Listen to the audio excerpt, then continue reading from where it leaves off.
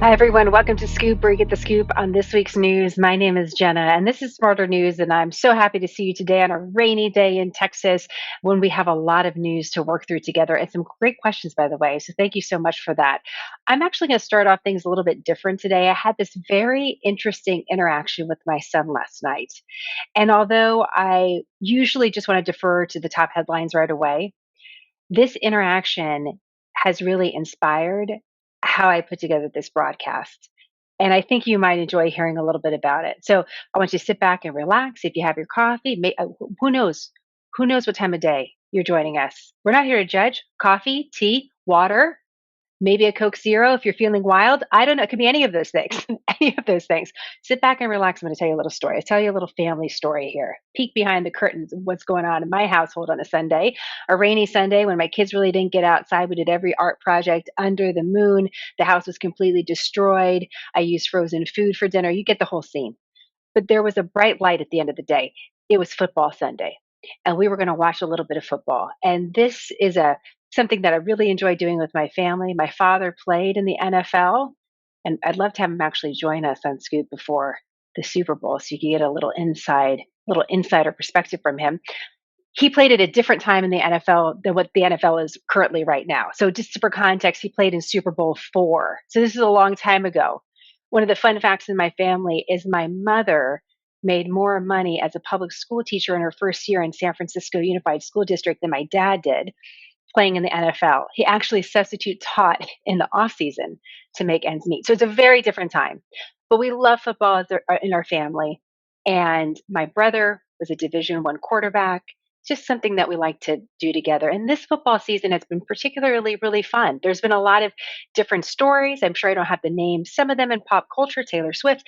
There's a lot of things going on, but there's a lot of great play that's happening. Got great rivalries. And my son, who's 9, my eldest son is 9, just recently started to play flag football. So now he's really into it. And his flag football team this year was the Buffalo Bills. And so the Buffalo Bills were playing this Sunday and they were playing against the Kansas City Chiefs. And so we were watching the game. It was a close game. And during the game, there was a touchdown. Travis Kelsey scored a touchdown. He actually scored two, but he scored a touchdown. And it was sort of a strange touchdown. It wasn't super clear it was a touchdown right away. He kind of reached to get the ball across the line, but it was a touchdown.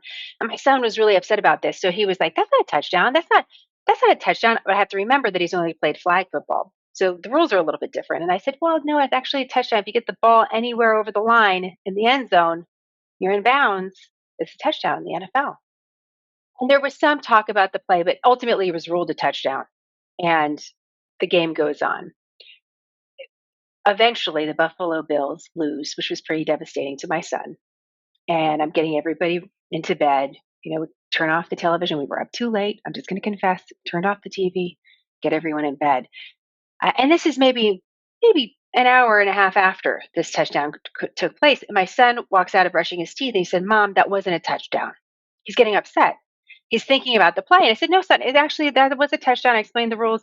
That's the touchdown." Well, he doubles down. He's getting more adamant. He's getting a little bit belligerent, quite frankly. Now, mom is also tired. She's had a long day, and it's time for everyone to go to bed. So, again, second confession.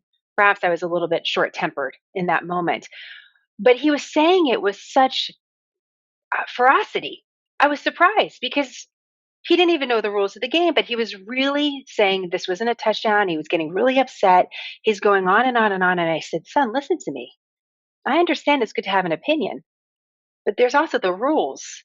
And my job as a parent is to try to teach you some of these rules. And I understand having emotion, but you also have to be in a place where you're going to learn."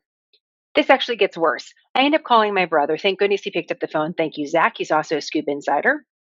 Likes to really love Smarter News. He's a part of Smarter News since the very beginning. And thankfully, he picked up the phone and we had a FaceTime conversation about the rules when it comes to touchdowns in the NFL. And actually, Zach gave a great understanding of how touchdowns happen and how it can be a little bit confusing. And so we have this conversation. I put Trace to bed, my eldest son, and I'm thinking about this, thinking, man, I was a little hard on him. He didn't know, but I was also surprised at how much he defended his position without knowing. And so I go in to check on him, and he's got tears in his eyes. As a mom, that really is heartbreaking. And I said, "What's going on, bud?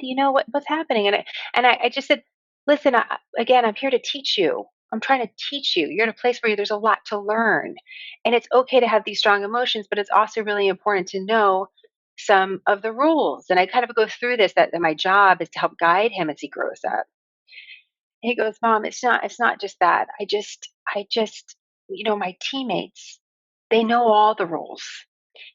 And an interesting part of this, we're actually going to talk a little bit about the COVID pandemic in just a moment. But I forget that he sort of missed some of those early PE classes because they didn't have PE class in his school. I'm assuming that there was a PE teacher somewhere that taught them basketball and taught them the rules to baseball. And what I'm discovering as my son was 8, 9 years old in little league and in the first years of flag football, first time playing basketball, he doesn't know the rules. I'm assuming that he does. He doesn't actually know. He kind of skipped over this period of time when things were sort of strange. He says, "Mom, I have so many questions. So many people know more things than me. And my friends don't like my questions. My curiosity is just exhausting.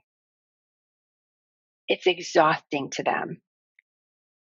And I couldn't believe what he was saying. And I totally understood it at this time.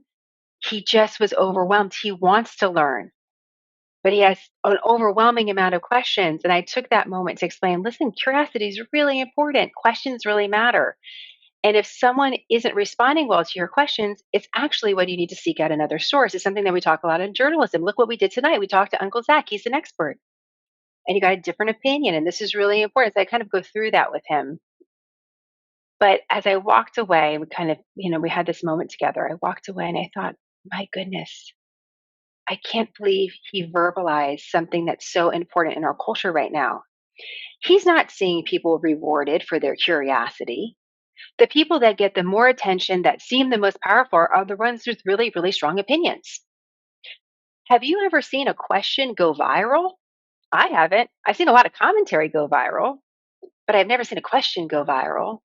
And so, what we're rewarding in today's society is not the act of curiosity, it's the act of commentary, which is why smarter news really matters. Both things matter. Commentary is important. Sharing our opinions is fundamental to free speech in America. I love opinions. I want all the opinions, especially as a nonpartisan news site. I want all the opinions. I'm fascinated with people with really strong opinions. I love that. But we also have to have the curiosity because that's where liberty comes from. That's when you get to explore what you want out of your life. That's where you get to learn. That's where you get to push the boundaries.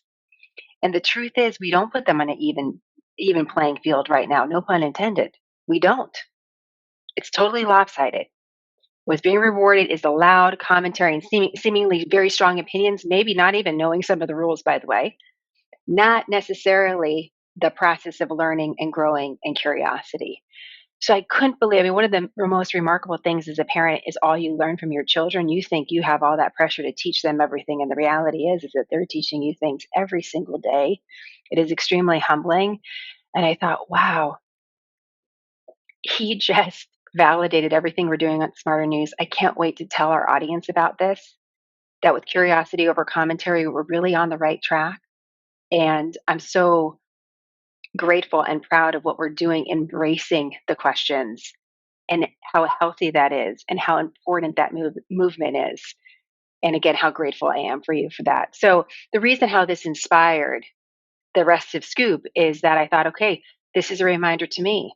We're going to talk about a couple different topics today. Let's start with the question. Let's start with a list of questions to get us into these topics rather than a quote or an angle. Let's just talk about questions. So, the questions that we have for today is why does New Hampshire matter? What is being left out of the reporting in the Middle East that's really important to us understanding the dynamics there, especially the alliances? And how should we all approach the issue of long COVID? Something that we haven't talked a lot about, but there's a new study out. There was a Senate hearing last week on it. Found it really interesting. I thought you might too. So that's how we're going to go through today's broadcast.